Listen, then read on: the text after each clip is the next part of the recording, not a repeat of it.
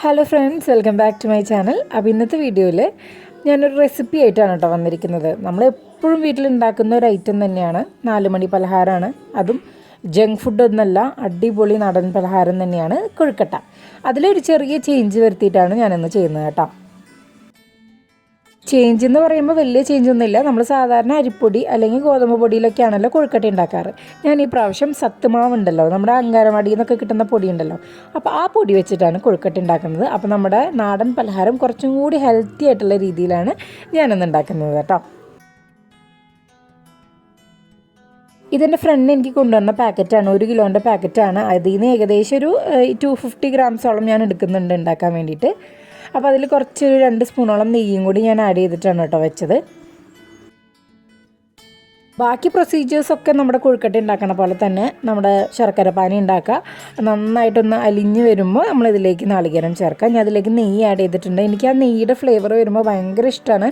നല്ല സ്മെല്ലും ആയിരിക്കും, നല്ല ടേസ്റ്റും ആയിരിക്കും കേട്ടോ കഴിക്കാൻ വേണ്ടിയിട്ട്. ആ സമയം കൊണ്ട് തന്നെ ഞാൻ വെള്ളം തിളപ്പിക്കാൻ വെച്ചിട്ടുണ്ടായിരുന്നു. ഏകദേശം 3 ഗ്ലാസോളം വെള്ളം വെച്ചിട്ടുണ്ടായിരുന്നു തിളപ്പിക്കാൻ വേണ്ടിയിട്ട്. അത്രയ്ക്ക് ആവശ്യം വന്നില്ല, ഒരു 2.5 ഗ്ലാസോളം വേണ്ടി വന്നിട്ടുള്ളൂ.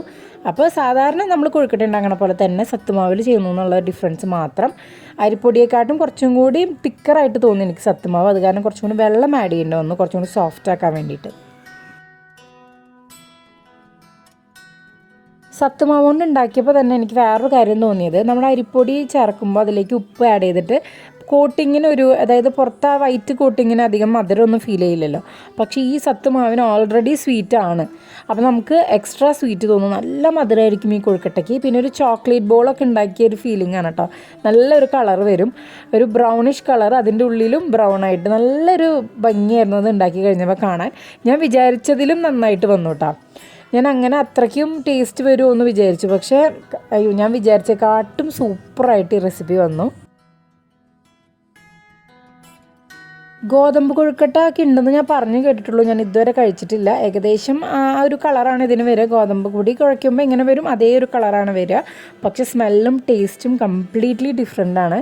വേറൊരു ടേസ്റ്റ്. ഓൾറെഡി ഈ സത്തുമാവിന് വേറൊരു പ്രത്യേക ടേസ്റ്റാണ്. ഈ കപ്പലണ്ടി അങ്ങനത്തെ ഐറ്റംസ് ഒക്കെ ഉണ്ടല്ലോ, നല്ല റിച്ച് ആയിട്ടുള്ള പ്രോട്ടീനായിട്ടുള്ള ഐറ്റംസാണ് ഈ സത്തുമാവിൽ ആഡ് ചെയ്യുന്നത്. അപ്പോൾ അതൊക്കെ കൂടി വരുമ്പോൾ ഒരു പ്രത്യേക ടേസ്റ്റാണ്. കുട്ടികൾക്ക് സ്നാക്സ് ആയിട്ടും നമുക്ക് 4 മണിക്ക് ഷുഗർ പേഷ്യൻസിനൊക്കെ കൊടുക്കാൻ പറ്റുന്ന ഒരു ഐറ്റമാണ് കേട്ടോ അത്.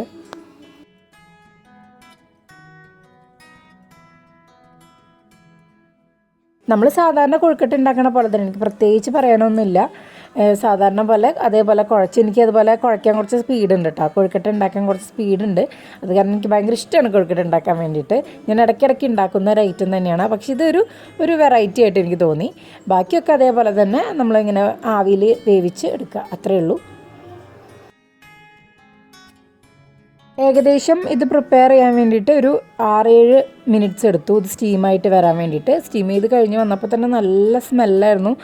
റൂം ആകെ ഒരു നല്ല സ്മെല്ലായിരുന്നു കേട്ടോ ഈ സത്തുമാവിൻ്റെയും പിന്നെ നമ്മൾ നെയ്യിൽ വരട്ടിയെടുത്തതിൻ്റെ ഒക്കെ നല്ല അടിപൊളി സ്മെല്ലായിരുന്നു. എനിക്കിതുകൊണ്ട് ഒരു 13-14 ഉണ്ടാക്കാൻ പറ്റി. ഞാൻ കുറച്ചല്ലേ എടുത്തുള്ളൂ മാവ്. ഞാനിതൊരു എക്സ്പെരിമെൻ്റ് ആയിട്ടാണ് ചെയ്തത്, പക്ഷെ അടിപൊളിയായിട്ട് വന്നു. ഒരു പ്രത്യേക റിച്ച് ലുക്കുള്ള ഒരു കൊഴുക്കട്ടയായിരുന്നു. അപ്പോൾ എല്ലാവരും ഇത് ട്രൈ ചെയ്ത് നോക്കുക. ഇനി അടുത്ത വീഡിയോയിൽ കാണാം. ബൈ.